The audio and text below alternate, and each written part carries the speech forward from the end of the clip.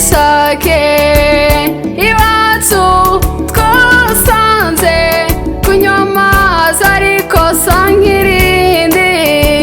Ubu ngubu n'amazi meza turayarira cyane, naho ayera tuyaheruka kera.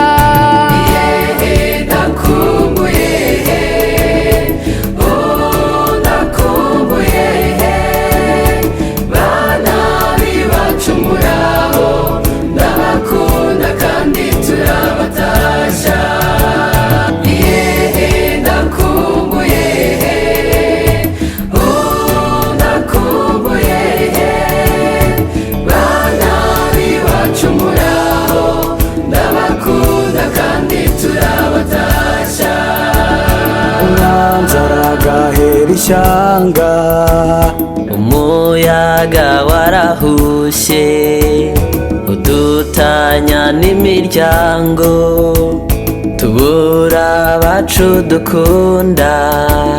umwanzi aragahera ishyanga, nshuti zishiriye amanga, icyizere cyo guhura kirayoyotse, ariko reka dusenge we.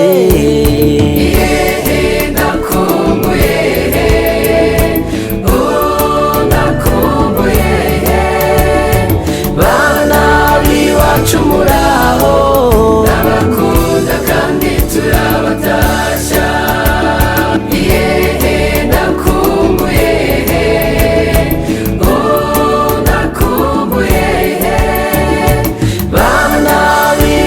Muraho, ndabakunda kandi turabatashya.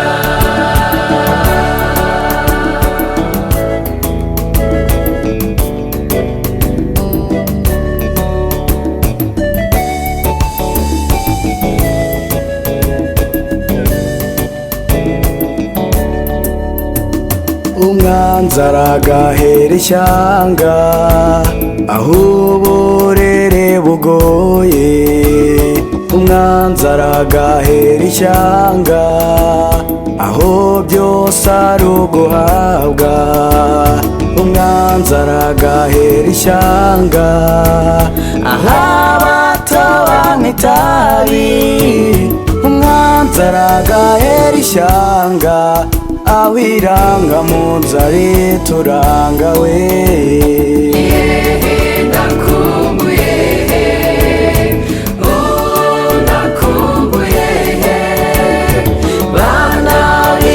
Muraho, ndabakunda kandi turabatashya. Ndakumbuye, ndakumbuye. Bana b'iwacu muraho, ndabakunda kandi turabatashya. Ndahakumbuye nubwo ntahageze, ndahakumbuye nubwo nahanyazwe. Nkumbuye bya bitaramo bya ba sogokuru ndetse n'amata atabura mu cyansi. Nkumbuye kubona abo nabyaye bansaba kandi nkabaha. Ndambiwe guhabwa, ndashaka gutanga. Nkumbuye kubona uwo nakoye anyita umutware aho gutwarwa n'isheto. Ni ukuri inshuti z'umuryango kandi ndetse mwese munyumva, ndashaka gutaha, ndashaka gutaha, ndashaka gutaha, ndashaka gutaha.